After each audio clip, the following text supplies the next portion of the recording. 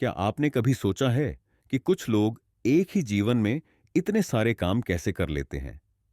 जैसे कि महात्मा गांधी, जिन्होंने स्वतंत्रता संग्राम में करोड़ों लोगों को प्रेरित किया, या सचिन तेंदुलकर, जो क्रिकेट के भगवान कहे जाते हैं। उनके पास भी हर दिन सिर्फ 24 घंटे ही होते थे। तो फिर ऐसा क्या था जो उन्हें इतना खास बनाता था? उनकी सबसे बड़ी ताकत थी फोकस। उनकी पूरी जिंदगी का हर कदम एक लक्ष्य के लिए समर्पित था। फोकस सिर्फ किसी एक काम को करते हुए ध्यान केंद्रित करने का नाम नहीं है, बल्कि यह तय करना है कि क्या करना जरूरी है और क्या नहीं। अगर आप भी अपने जीवन को सही दिशा देना चाहते हैं, तो इस कहानी को अंत तक जरूर पढ़ें। यह आपको सिखाएगी कि फोकस कैसे आपकी जिंदगी बदल सकता है। साथ ही हम इस कहानी में master the art of focus किताब की महत्वपूर्ण बातें भी जानेंगे, जिसने लाखों लोगों को अपना ध्यान केंद्रित करना सिखाया। रोहन का संघर्ष। रोहन एक कॉलेज का छात्र था। उसकी जिंदगी में सपनों की कोई कमी नहीं थी। वह डॉक्टर बनना चाहता था, अपने परिवार की गरीबी को दूर करना चाहता था, अपने छोटे भाई बहनों को बेहतर शिक्षा देना चाहता था। लेकिन उसकी सबसे बड़ी समस्या थी उसका ध्यान भटकना। जब भी वह पढ़ाई के लिए बैठता, तो कभी फोन पर नोटिफिकेशन आने लगती, कभी दोस्तों के मैसेज, तो कभी वह खुद ही सोशल मीडिया पर स्क्रॉल करने लग जाता। पढ़ाई के लिए जो घंटे उसने तय किए थे, उनमें से आधा वक्त बर्बाद हो जाता। नतीजा यह होता कि उसकी परीक्षाओं में प्रदर्शन ठीक नहीं होता। एक दिन उसके कॉलेज में एक मोटिवेशनल स्पीकर का प्रोग्राम हुआ।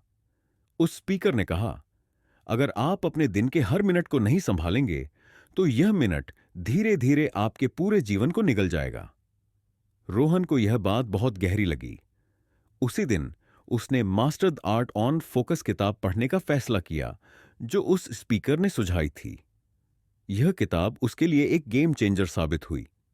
उसने खुद से वादा किया कि वह अपनी आदतें बदलेगा और अपनी जिंदगी को एक नया मोड़ देगा। Master the art of focus की सीखें इस किताब में बताया गया है कि फोकस केवल एक कौशल नहीं, बल्कि यह एक आदत है। इसमें 3 मुख्य पहलुओं पर जोर दिया गया है। डिस्ट्रैक्शन को पहचानो और खत्म करो। किताब में कहा गया है कि हमारा ध्यान भटकाने वाली चीजें हमारी सबसे बड़ी दुश्मन हैं। यदि आप इनसे छुटकारा नहीं पाएंगे, तो आप कभी अपने लक्ष्य तक नहीं पहुंच सकते। एक समय में एक ही काम करो मल्टीटास्किंग आपके दिमाग की ऊर्जा को खत्म कर देती है। किताब में बताया गया है कि जब आप एक समय में सिर्फ एक काम पर ध्यान केंद्रित करते हैं, तो आपकी उत्पादकता कई गुना बढ़ जाती है।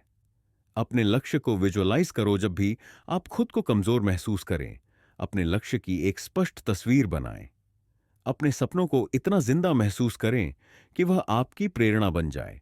रोहन का बदलाव। पहला कदम, फोन से दोस्ती खत्म। रोहन ने सबसे पहले अपने फोन के साथ रिश्ते पर गौर किया। उसने महसूस किया कि फोन ही उसकी सबसे बड़ी कमजोरी है। अब उसने एक नियम बनाया। पढ़ाई के दौरान वह अपना फोन साइलेंट मोड पर रखेगा। हर दिन वह सिर्फ 30 मिनट सोशल मीडिया को देगा, वह भी दिन खत्म होने के बाद। पहले कुछ दिन उसे बहुत मुश्किल लगा। बार बार उसका मन करता कि वह फोन चेक कर ले, लेकिन धीरे धीरे उसकी आदत बदलने लगी। अब उसका ध्यान पढ़ाई में लगने लगा। दूसरा कदम, प्रायोरिटी तय करना। Master the art of focus की सलाह पर रोहन ने हर सुबह एक डायरी में अपनी प्राथमिकताएं लिखनी शुरू कर दी। वह अपने काम को 3 हिस्सों में बांटता। सबसे जरूरी काम, जैसे नोट्स बनाना, सवाल हल करना।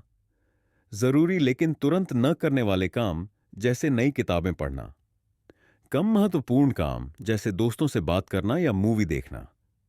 इस लिस्ट ने उसकी दिनचर्या को बिल्कुल बदल दिया।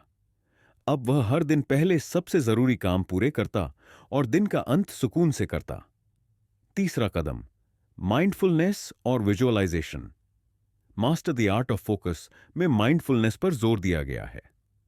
रोहन ने एक नई आदत डाली, हर सुबह 10 मिनट ध्यान करना।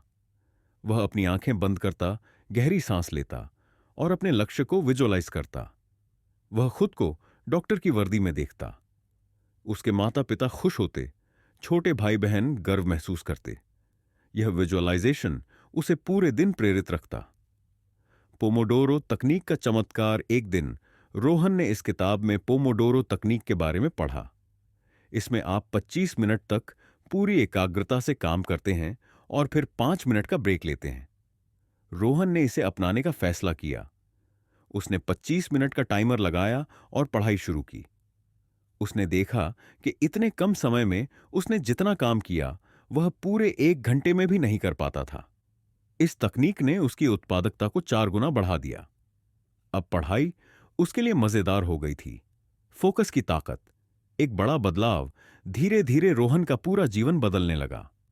उसने अपने कॉलेज में टॉप करना शुरू कर दिया।